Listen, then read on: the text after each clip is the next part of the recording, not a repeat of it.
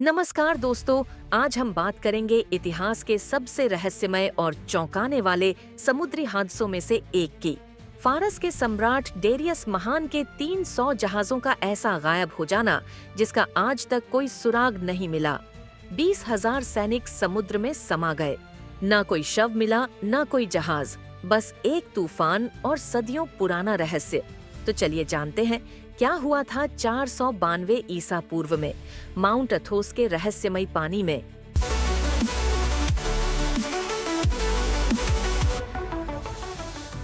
चार सौ बानवे ईसा पूर्व में फारस के सम्राट डेरियस महान ने 300 युद्धपोतों का एक विशाल बेड़ा यूनान पर आक्रमण करने के लिए भेजा। इस बेड़े का नेतृत्व कर रहे थे उनके विश्वासपात्र सेनापति और दामाद मर्दोनियस। लेकिन जैसे ही यह बेड़ा माउंट अथोस के पास पहुंचा, एक भीषण तूफान ने इसे निगल लिया।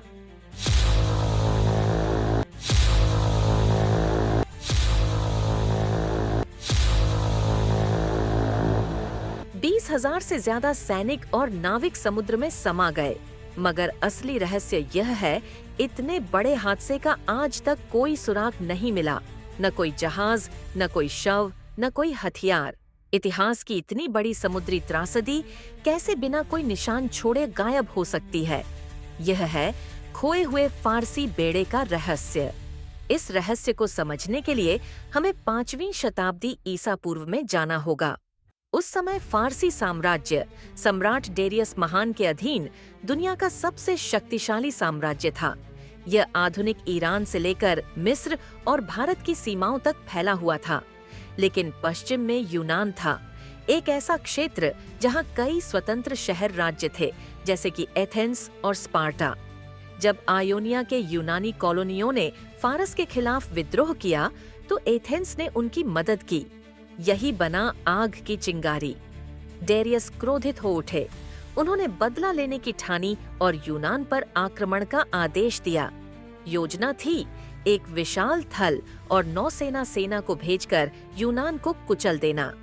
492 ईसा पूर्व में मर्दोनियस के नेतृत्व में फारसी बेड़ा यूनान की ओर बढ़ा। लगभग 300 जहाज समुद्र के रास्ते उत्तर की ओर माउंट अथोस के पास पहुंचे। लेकिन तभी आई तबाही।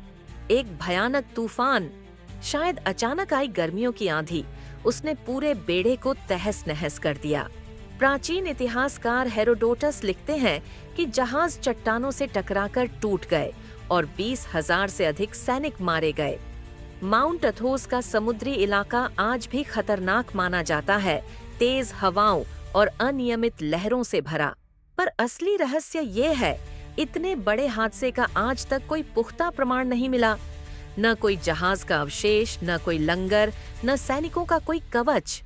इतिहासकारों और पुरातत्वविदों ने वर्षों तक खोज की, लेकिन माउंट अथोस के पास का समुद्र बहुत गहरा और रहस्यमयी है। क्या हेरोडोटस ने इसे बढ़ा चढ़ाकर लिखा? क्या जहाज सच में 300 थे, या कहीं यह सब जानबूझकर छुपाया गया? हाल के वर्षों में आधुनिक वैज्ञानिकों और पुरातत्वविदों ने इस रहस्य को सुलझाने की कोशिश की है। माउंट अथोस के पास पानी के नीचे सोनार, आरओवी और सबमर्सिबल्स की मदद से खोजबीन की गई। लेकिन अब तक जो कुछ मिला है वह मामूली टुकड़े हैं और उन्हें भी 492 ईसा पूर्व के फारसी बेड़े से नहीं जोड़ा जा सका है। कुछ विशेषज्ञ मानते हैं कि मलबा अब समुद्र की गोद में दफन है। कुछ का मानना है कि जहाज तूफान में बहुत दूर तक बह गए। और एक विचार यह भी है कि फारसी दरबार ने इस शर्मनाक हार को छुपा लिया। तो आखिर हुआ क्या था? चलिए प्रमुख सिद्धांतों को देखते हैं। 1. प्राकृतिक आपदा सिद्धांत।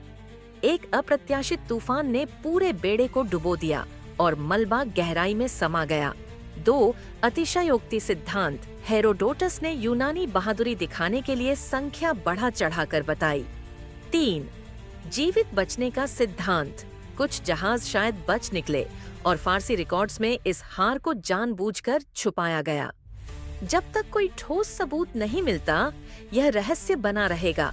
पर इतना तय है, माउंट अथोस के समुद्र में आज भी इतिहास की गहराइयां छुपी हैं।